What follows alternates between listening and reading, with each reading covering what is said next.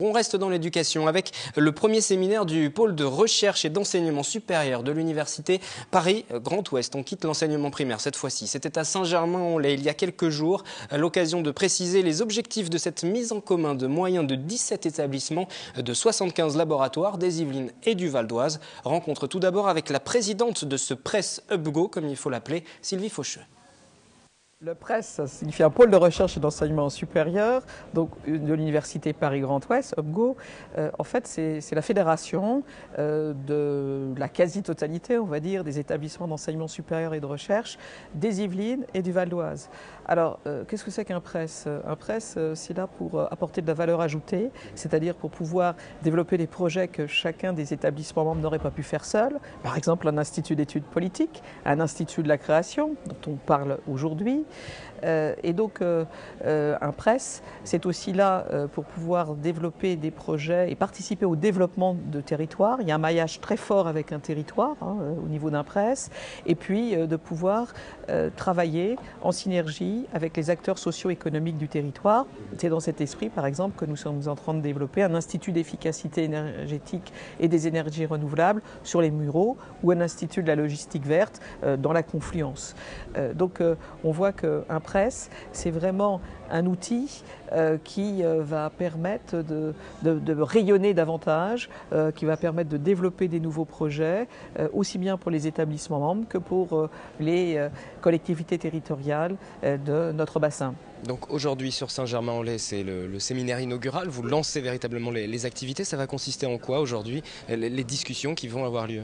Alors aujourd'hui, c'est le séminaire inaugural, effectivement. Donc nous avons été créés par décret en février dernier. Donc vraiment, nos instances de gouvernance ont été consolidées en juillet dernier. Donc on a lancé des projets. Et le séminaire inaugural, qui est un vrai succès, puisqu'on a refusé pas mal de participants, là nous serons plus de 300 quand même.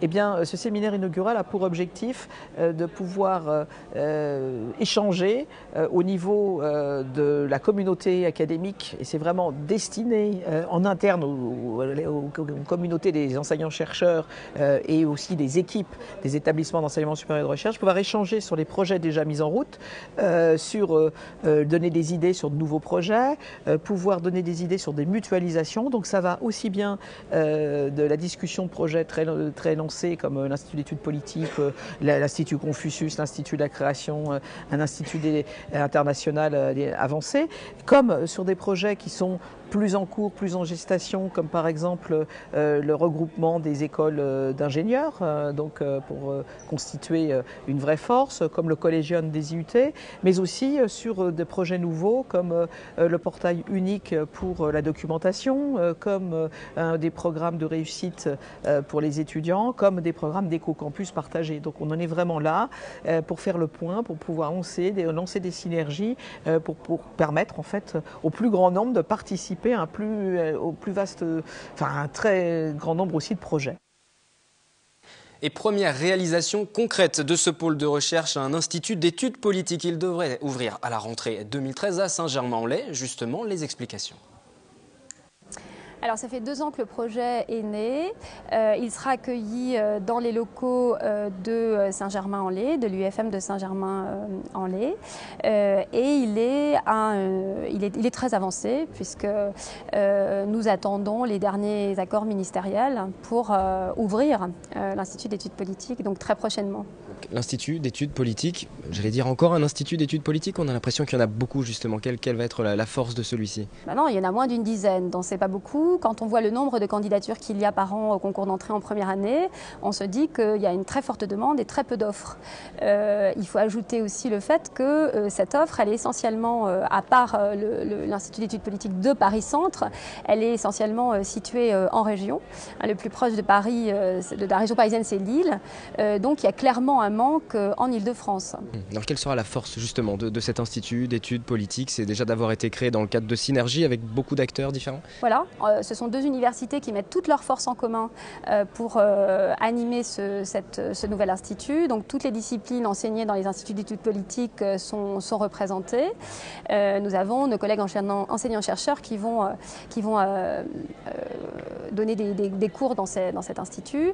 L'autre atout, c'est une volonté d'être très clairement ancré dans l'international, avec le soutien de partenaires locaux comme le lycée international de Saint-Germain, qui va nous permettre d'offrir un choix de langue beaucoup plus important que la plupart des autres instituts d'études politiques. Voilà, il y a aussi une volonté très très forte de participer au processus de démocratisation de l'entrée dans ce type d'institution, par la mise en place de préparations gratuites ou pratiquement ou très peu coûteuses dans les enseignements, dans les lycées publics d'Île-de-France et notamment dans les quartiers les plus populaires. Comment ça va fonctionner ces relations pour permettre à ces étudiants qui peut-être n'auraient pas pensé pouvoir intégrer un institut d'études politiques d'y arriver? Voilà, en terminale et en première, on met en place un dispositif, un partenariat avec des lycées situés dans des communes plus populaires que les autres.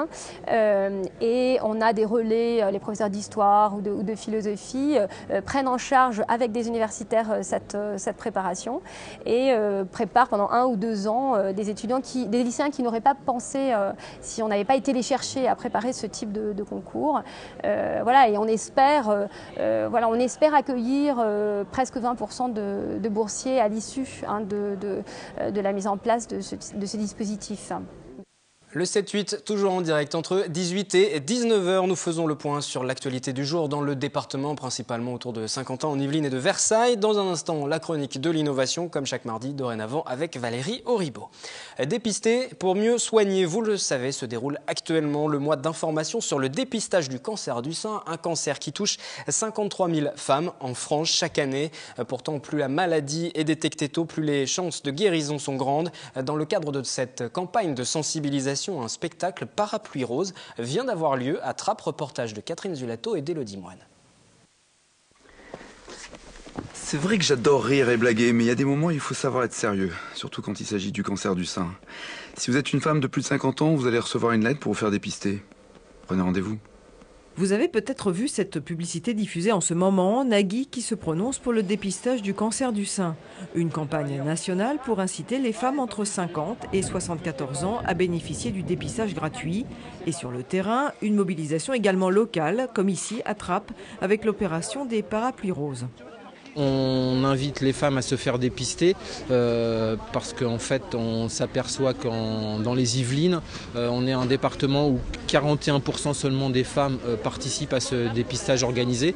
Donc il y a des gens qui sont réticents, il y en a qui ont peur parce que le cancer est un mot qui fait peur.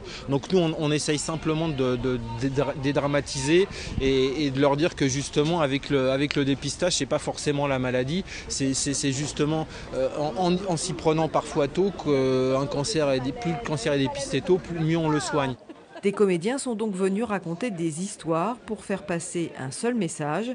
Détectés tôt, 90% des cancers du sein sont guéris. Avec près de 53 000 nouveaux cas chaque année, le cancer du sein est le cancer le plus fréquent chez la femme. Dans les Yvelines, un centre de coordination est basé au Chesnay.